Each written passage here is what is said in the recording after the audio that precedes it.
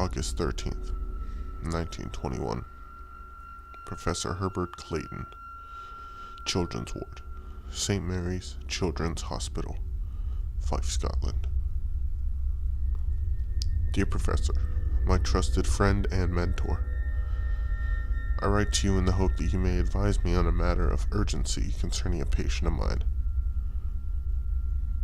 Edward is a boy of just 9 years old, who arrived with his mother 6 days ago, with a disposition so positive that we at first did not admit him. This did not last long. Edward claims that 6 days ago, while playing in the garden, he became aware of someone, or something, watching him. He identified a shadowy figure like black ink, with large circular eyes and elongated limbs. Edward described it. It resembled an owl.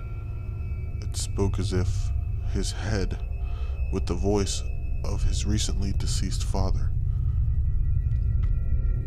The voice apparently told Edward that it would come for him in 7 days to take him to the desolate plain, a place name that I am unfamiliar with. Its mere mention brought Edward into fits of hysteria.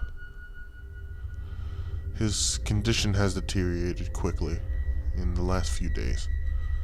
The boy has become convinced that the shadowy figure has returned and is moving closer each time towards him.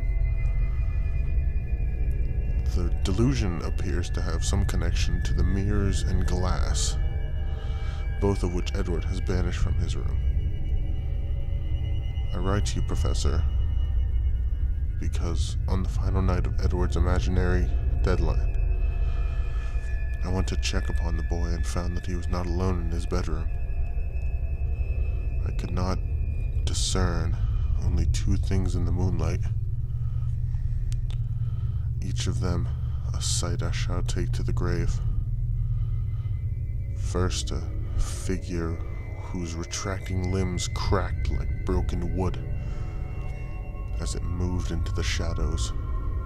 The second, a look of such tragic countenance etched upon the child's face that none could suffer it and be unmoved. I heard your voice from the shadows, emanating from 2 round eyes that glinted and lost themselves like wave upon the black sea. But it was not your voice, Professor. And I write to you now because Edward has passed away this morning, and I am no longer alone, even when I believe myself to be. Faithfully, Dr. George Booth.